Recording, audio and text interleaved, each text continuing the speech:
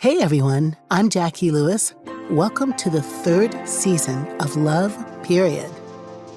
In this season, we're exploring what fierce love looks like in a time of trauma, when all around the globe, folks are trying to figure out how to be the best version of human they can be in these difficult and traumatic times. My guest today on Love, Period is Tracey Michae'l Lewis-Giggetts. We met briefly working on a project together, and man, did I like her. It's wonderful to welcome her and her bold, Black joy, something she curates with intention in these challenging and hot mess times. She has had quite a time in these last few years. I think our conversation will move you to your own tears and your own joy. Hello, Tracey Michae'l Lewis-Giggetts. How are you doing today? I am well. How are you? Are you? I like that we both have Lewis in our name. Yes. I think we're long-lost cousins. I think so. Somewhere. Are you good today? I am well. I'm here, which is a blessing. Mm-hmm. And I'm well today. Today's a good start of the day. Today's a good day. Where are you today? I am at the Jersey Shore. So I knew that, but I needed to covet your Jersey Shore-ness. Yes. The last time we talked, I was just about in tears thinking about you on the Jersey Shore. Yes, I had to do it. In the middle of a pandemic, we moved. You said that. It was the best decision ever. Can you tell the listeners, first of all, y'all, you need to look up the Instagram Live that Tracey and I had together a few weeks ago about Black joy and fierce love, and it was all the things.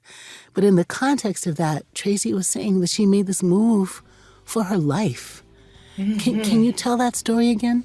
Yeah, for my joy, really. Yes. Mm-hmm. It was, we're in the middle of the pandemic. I have some immune issues, so I probably stayed in a lot longer than a lot of people. And that isolation, created some reflection. And I had a conversation with my husband about, what do we really want this, I guess, latter half of our life to look like, and where do we want to be? And I know for me, I always used to say, I want a little piece of land by the sea. And so as we began to really think about what that means and what does a joyful life creating a sanctuary look like, we began looking, and you could not have told me that this would be the move that we would make. I mean, we were right outside of Philadelphia. We were in the city, we were in a twin, what they call a twin, which connected to someone. We were in a community, and just a series of faith leaps. We ended up with 2 acres, 15 minutes from the ocean. And we're doing renovations and that kind of thing, which is always its own thing. But it is been such a blessing and such a affirmation, I think, of the intention to always be seeking joy and to create your joy in places where you may not be experiencing it in the moment. So that's the story. I'm not kidding when I say how much I admire the bold pursuit of joy that represents. I mean, unapologetic, bold, go get it. And I wonder if you could say why you picked that place. I don't want you to out where you are because, you're fancy and famous and we don't want everyone trying to come find you and stuff. But what drew you, Tracey, to that 2-acre place? What was it about it that made you know you could curate joy there? I never saw myself. I lived in New Jersey, 20 years ago, and I never saw myself coming back. My husband is actually a South Jersey boy. He grew up here, and he never saw himself returning back. And I think it was a series of circumstances. First of all, the housing market was bananas. Yes. Right. So I think we put offers on at least 6 or 7 houses and lost them all because full offers too. It was just a, our economy and what's going on with the real estate market is just bananas. But that said, I knew that we still needed to be in proximity to Philadelphia just because our community and our people, were there. Sure. So I knew we weren't going to go longer than an hour out. And the only way I was going to get to some ocean or to some water was to either go to Delaware or to New Jersey, South New Jersey. And so it was just, I think, when you have that, you walk into a house or you walk into a space and it's a feeling. I don't even know if I have the words for it. It's just something in your gut that says, And ironically, we couldn't meet on the numbers. And here's the other piece of it. There's a Black family living here, and I'm very adamant about, I wanted my daughter to grow up in a diverse community. Yes. I did not want her to be, in particular, in an all-white community, particularly in this climate. That was not an option for me. And there's not many of those in South Jersey. So when we walked in the door, the previous owners had a big picture of Obama sitting on the table. And I said, so they knew that they wanted another Black family in here. That's so funny. Because usually they make us take our pictures down when you're selling the house. Exactly. Like, do not. Exactly. And we talked to the owners and they were like, they told us to take it down. We weren't taking it down. We knew that whoever needed to, whatever family came in after us, would have to be, I guess, a different kind of family, if you know what I mean. So we went downstairs. There was like Tina Turner and Michael Jackson on the wall. I was just like, oh my goodness. Like, they're very clear. That's funny so, to me. Oh my gosh. That's but great. we went back on that back deck and the land and the trees, and there was such a quiet in my spirit. And as I've been like studying the contemplatives and thinking about silence and quiet, it just spoke.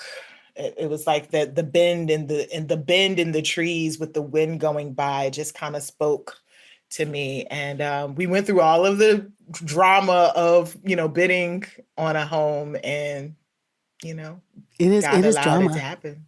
It is drama.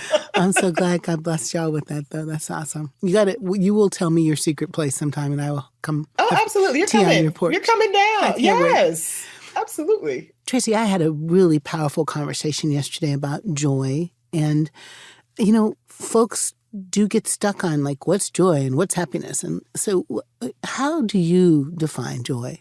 You know what? I think joy, I like to go very somatic, very even scientific, I guess. Biologically, in our body, joy is this convergence of dopamine and adrenaline, all the stuff that happens in response to pleasure. That's a very real thing. We're this dynamic entity God created, makes it so that when we experience pleasure, all of this stuff happens in us, right? And it creates a bodily, embodied response, just like every other emotion, like anger, like sorrow. There's an embodied emotion that happens first and foremost for all of those. And it's the same with joy. And so when I think about joy, I do think about my physical response to pleasure. I think about the undercurrent stabilizing force that lives not just in my body, but also in the spirit. And because sometimes, and I make this distinction, and even in the book, that, joy is present when happiness escapes us. Mm-hmm. Mm-hmm. So a lot of times those words are used interchangeably, and they're not the same. My ancestors understood joy even when there was nothing happy about their lives. Nothing, yeah. Right. Mm-hmm. But there was this presence. If I go real churchy on folks, I'll say joy is a person, right? But like joy is this presence, right, that lives in spite of sometimes, the circumstances. And so that's probably a long way of defining it. It's beautiful. I actually think joy requires a long response, honestly. I don't know why, the person I was talking to yesterday Paul Rauschenbusch made me read your section on joy, read that definition. And as I was reading, I was hearing myself like it's poetic. Rumi says, if you do something from your soil, it's a soul. Do something from your soul, it's a river, it's a joy. I was captured by that quote, and I kept thinking about what is a river of joy. And so I think your somatic chemical description, biological description, and then that spiritual description, it is a presence. I like that it's a person whose name is Joy, but it is, right? It is both bodily and emotional and psychological. And I think the experience of joy is the best definition of joy. Mm-hmm. So maybe that's why it takes words, right? But your head is thrown back laughing, or your toe is in the warm sand, or you're having a beautiful sexual experience with your partner, or your child is squeezing your finger, or running and giggling and playing monster with you, or like all of those things. People go like, oh, I know what that is. Absolutely. And, I think, I don't know if you've been on the shore, on an ocean shore, and there's these like little fish. And if you're sitting in the water on the shore, they like burrow down into the sand when you're watching.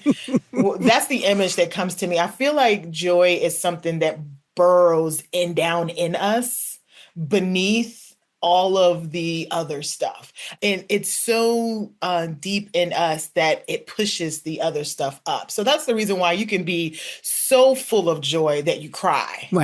Right. Yes, or you shake, or you are like, you want to scream in exaltation, right? Like it pushes up all that's there. I think that's right. And sometimes for some of us who are not acquainted with our joy, or who maybe even have a fear of our joy, and that's a very real thing, or feel guilt when we experience joy.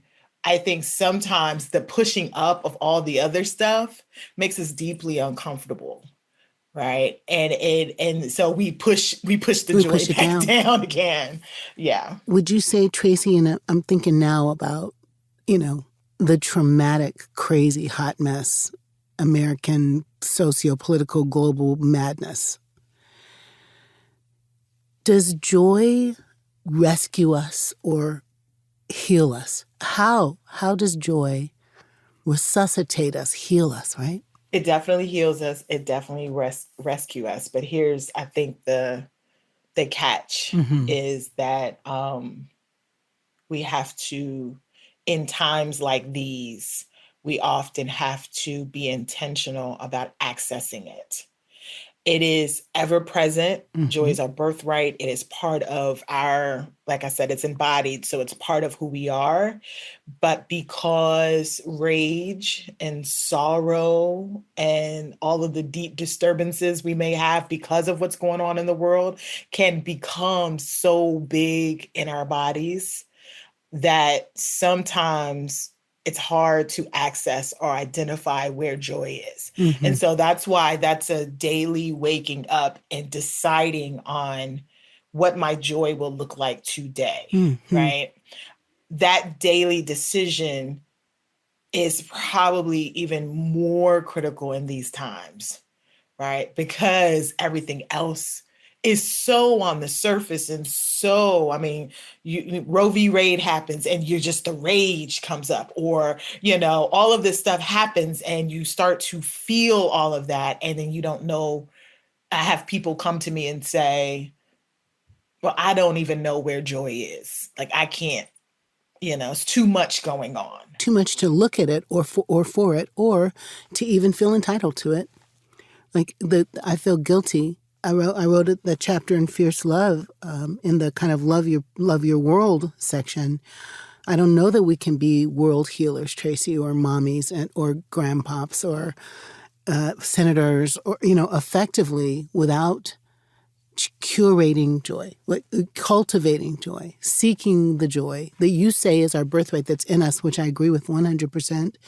That in a way, do we think it's weak? Do people think it's weak to have joy? Do people think they're not entitled to joy? Do people feel guilty, Tracey, if they're doing some joy when the world is on fire? How? Think about that with me. I think I write about Black joy. And I think for Black people, some of the guilt comes from feeling like we have to earn joy. Or that when joy comes, because our ancestors went through X, Y, and Z, that somehow we don't have the right to experience joy. I know for me in 2020, I talk about this a lot, that, we were in the middle of a pandemic. There was a lot going on. But for me professionally and even personally, 2020 was a really wonderful year.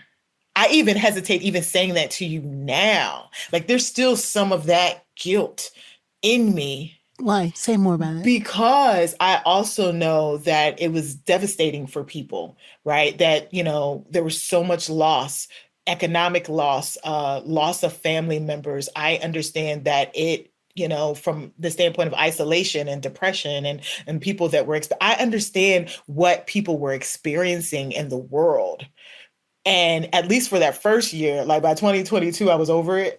but by in that first year, it felt like an enormous blessing to slow down and to be still and to be very focused and intentional on what I really wanted from my career, from my family, and all of those things, and really be able to have the space and time to think it out, right? But to say that feels like I'm not standing in solidarity with those who lost. Totally relate to that. Totally get that. And, my own 2020 story, COVID brought my grandbabies to our house. Our little one was exactly 3 weeks old when they moved in with us.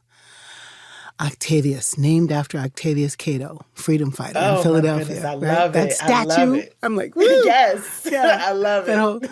So this little baby is 3 weeks old and laying in his bassinet on our kitchen counter, on the bed with me, my turn, while I'm on the computer, while I'm zooming in. Oh my God, his big sister was 2. It was incredible, sometimes crazy. I appointed myself the go to the grocery store chick, and I was obsessive compulsive about how many groceries I could wash. Tracey. And I'm like, yes, these wipes right here, I'm wiping everything. One day a man said, ma'am, these are not for that. I'm like, well, what are they for? Why are they here? I'm wiping everything. So Sometimes it was insane, but there were these incredible moments of Ophelia is going to dance outside on the grass and we are going to watch, or we're all going to have cocktail hour at 5:00 and, just like, and cook. So Tracey, we've put Black joy and fierce love in conversation before. And I love the way you say, if love is the destination, joy is the path. Can you say more about that?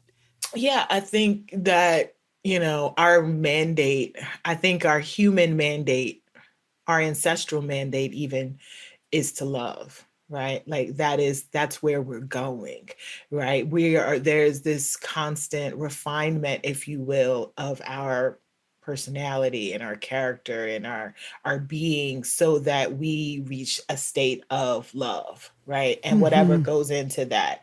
But I think the way that, again, we access it, I think joy is the path. I think joy is the route. When you can make room for joy in your body, in your spirit, you expand, right? You're making room, so you're expanding. And that's what love loves, right? This expansion of us, because we can hold more of the people around us, the different types of people around us, right? We can hold more.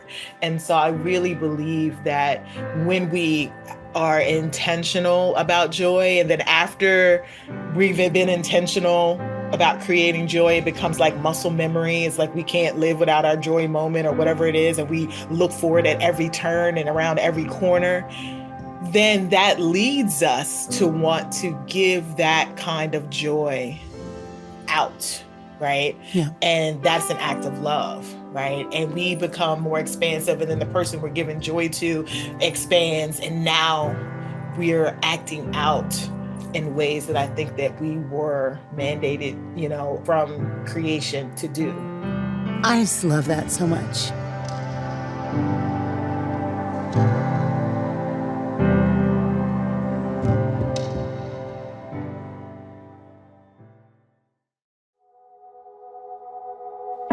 think joy and love get a bad rap in the world of being sort of wussy or nammy-pammy or not serious or some kind of thing.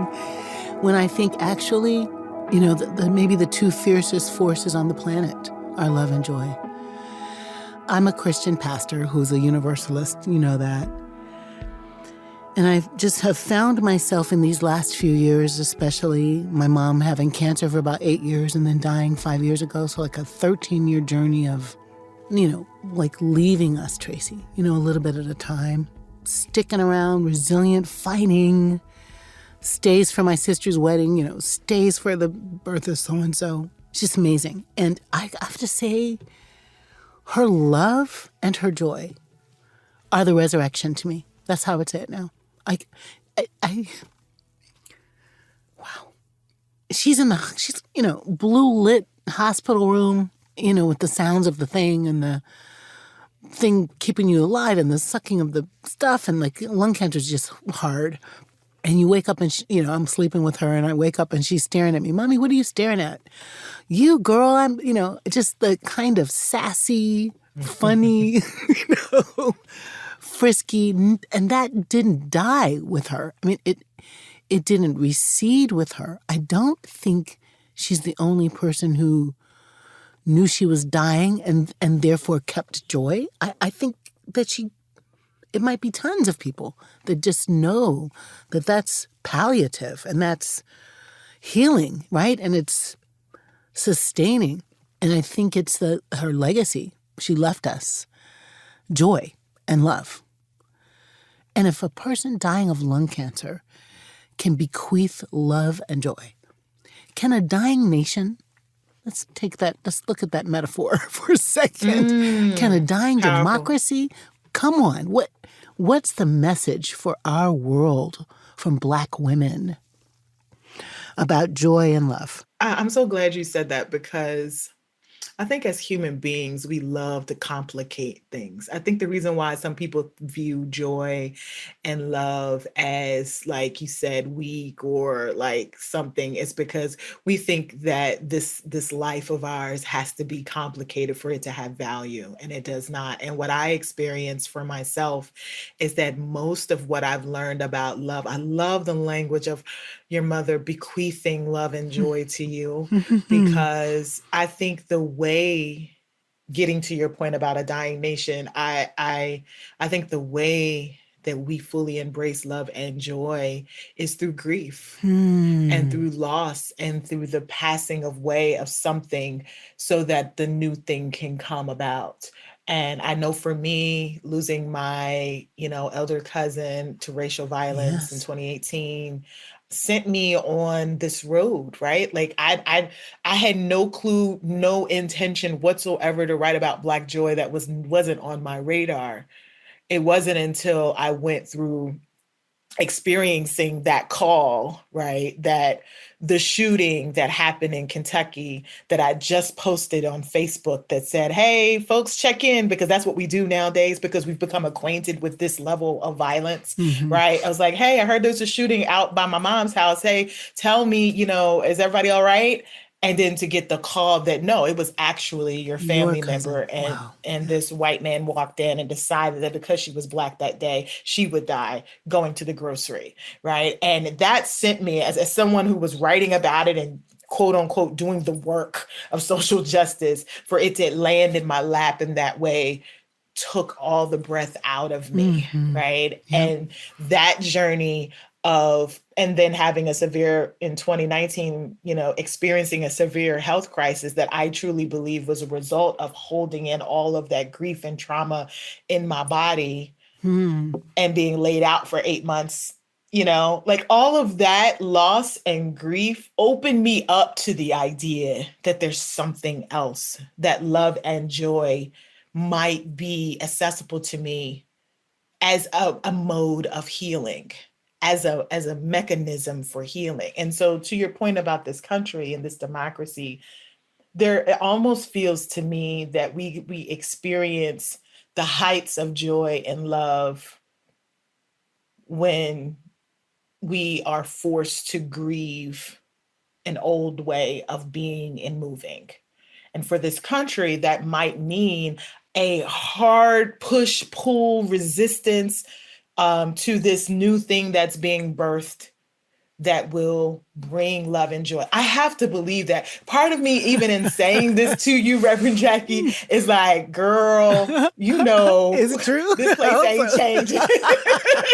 This place ain't changing. Not in your lifetime. There's the sister on my bus, right? Like there's a sister being like, nah, I mean, that sounds good, Tracey, but stop it. You got your skeptical sister on your shoulder. Yes. Yeah. But then there's this other piece that has to believe, that has to have hope, right? Has to believe that there's something being righted, if you will, even in the midst of such what feels very horrible, like feels like a horror show on a daily basis. Tracey, I'm with you there. And when we say we have to believe, I really do think that that's the nature of faith. I think there's a day when you're like bipping and skipping down the beach or like having dinner in Paris or something. Yeah, you don't have to believe that day. Right. It's just okay. Right. But I think this have to believeness that is our faith. And I'm really serious about that. It's the substance of things hoped for, evidence of things unseen that wants to show itself to us, Tracey, just when things are excruciating. Like, I'm not mad at that. People say people find faith in the foxhole. Good. I hope they find faith in this crazy time. I hope people get to have to believe that there's more, because I do think that's hope. I think it's faith and hope. The words are the same almost in Spanish, or in Latin, I'm sorry, pistis. But this place of like stubborn commitment, Tracey, when you say I have to believe, I feel like I too am stubbornly committed to believing that these are birth pains, that we are watching something break down because something new is coming, because something better is coming. Something's coming. I don't know what it is, but it is going to be great. But my ancestors had that kind of hope. Absolutely. Right? Like they had to believe when nothing else around them said that this system of enslavement was going to change, when this system of segregation and Jim Crow wasn't going to change, when colonization on the continent didn't seem like it was going to change and independence was not possible. They had to believe they could see a different vision for their future. And when you lose that, you lose the willingness, I think, to really work toward the thing that you're hoping for. Because why work if you don't believe that it's even possible? And I worry sometimes about the despair that I see. I think that we say all the time, this is not different. We just have social media that shows what's going on in the world. We can get the message out faster to people about what's happening in Supreme Court and this, that, and the other. It's not new. But what I think is new for me that I pray about is the levels of despair and resignation that I see people have. Because I know that when you lose hope, you're no longer willing to hit the streets or go vote or do all the things that can actually implement the change that you want to see. I think that's right, Tracey. I'm going to call have to believe. I like it. Hope. And it's ancestral. It's in us. That's how we got here. That's why we're here. Yes. That's why we're here on the radio or wherever we're going to be, because somebody had to believe for us and believed us into existence.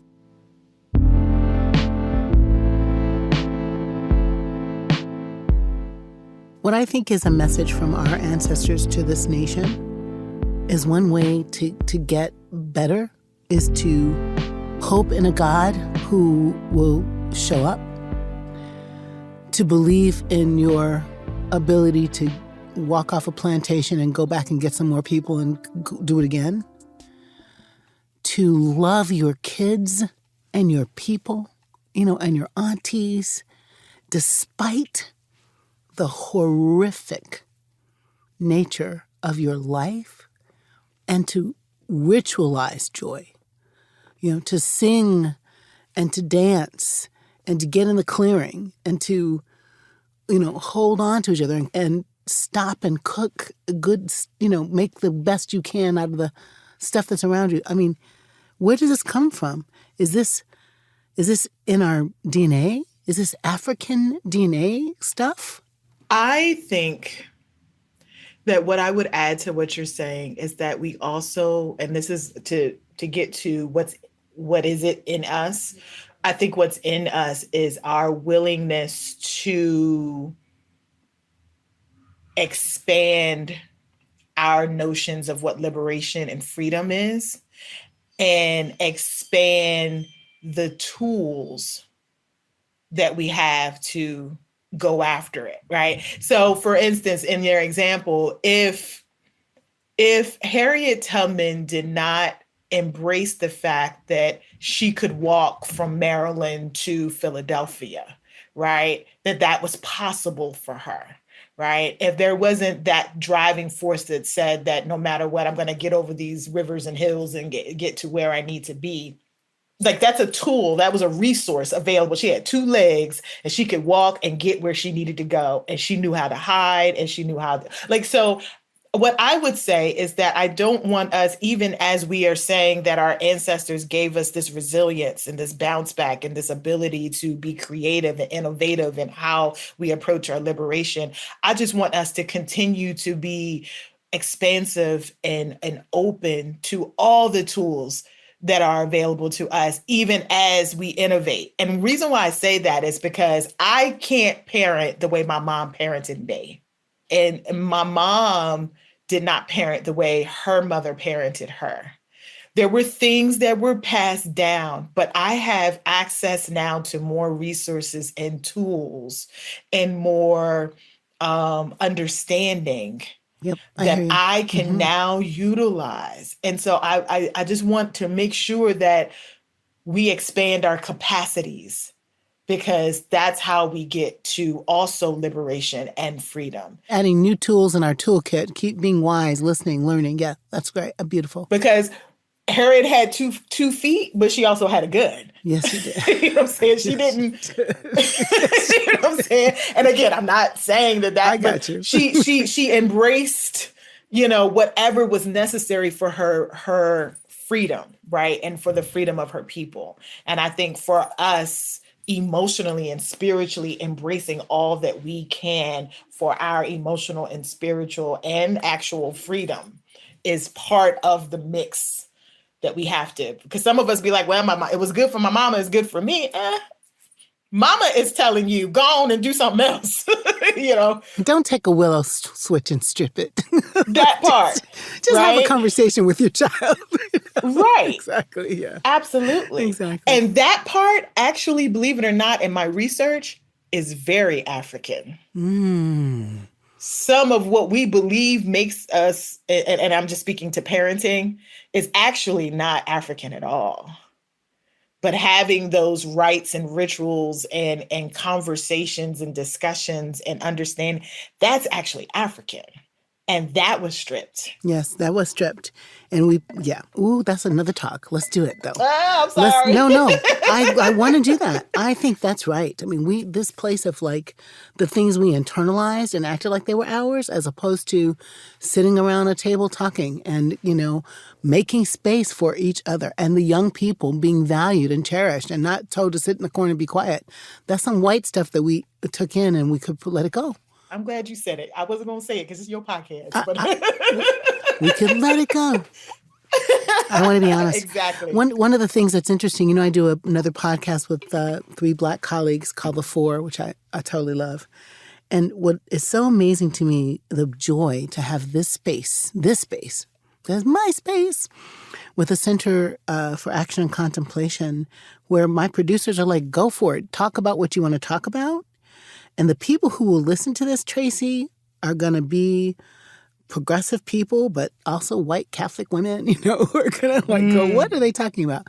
And I think what I love in this space we're creating right here, right now, yesterday, Christina Cleveland, is what is ubiquitous about Black women. Come on. I mean, why isn't our stuff, Tracey, the litmus test for gorgeous and wonderful and smart and brilliant and resilient? Like, I want you and I want Christina and, Candace, and I want our stuff, our wisdom, our stories to be the benchmark for how people learn how to love the hell out of the world. I do. So I'm grateful. It should be. Yeah. And you know what? I'm a firm believer that white supremacy knows that it is. I believe that white supremacy knows how powerful our beauty and our wisdom and all of those things are.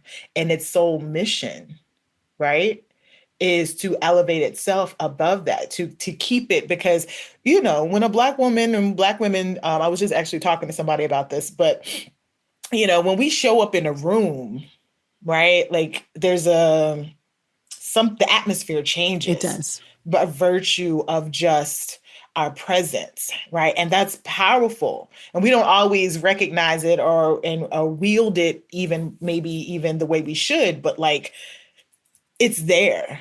And that has not, for eons, for generations, has not gone unnoticed. It's the reason why it's tamped down at every turn. I think that's right, love. And I think, you know, the next time we talk, I want us to talk about Black Madonna. I want us to talk about Black women's power and fierceness and love. I'm reading God as a Black woman now. Oh, so isn't that such a good book?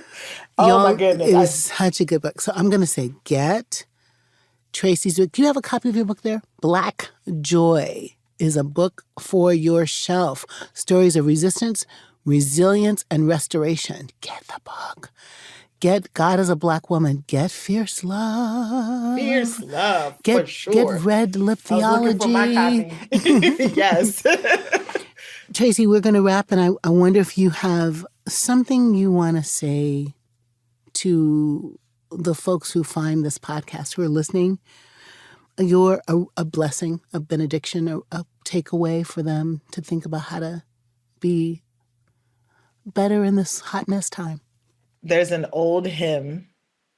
It might be an old Negro spiritual, but I know it's an old hymn from my, you know, Southern Black Baptist church days that says, this joy I have, the world didn't give it to me. The world didn't give it and the world can't take it away. Yeah. And I think if there's anything, I want those who are listening to know that the joy that is in you, that is your birthright, even if you can't feel it, access it, identify it, you feel like everything else is just swirling around you, it's just so much bigger. It's there. It's in you. It cannot be stolen. It cannot be stolen even by your own rage, even by your own sorrow. It cannot be stolen. You can give it away though. And so I do want people to decide every morning to choose joy. I have on my office walls, like, today I choose joy. And that might mean cutting your toenails. Like, it might be something as simple and as seemingly not joyous. Or it might be, you know, hugging your grandmother. It might be be on the swings with your daughter at the park. It might be anything, but choose it daily. And what we choose often grows. And it's almost like a seed, right? And you're nurturing it. You're watering it. You're giving it light. You're giving it all the things that it needs to grow. And watch how it makes you more expansive. The joy cannot be stolen. The world did not give it to you. It is yours already. And they can't take it away from you unless you give it away to them. Well, that will preach, Ms. Tracey. Thank you so much for the beautiful work you do in the world, and thank you for this amazing conversation. And I'm looking for the invitation to tea on your porch. Tea, wine, whatever you want. Okay, red wine. Thank you, Tracey. Thank you. Rumi says, when we do something from our soul, it's a river, a joy. Tracey's soul searching for joy took her all the way to the shore. My search for joy takes me to giggling grandbabies. What about you? Where's your embodied joy? And how do you go after it? Like your life depends on it? Because it does.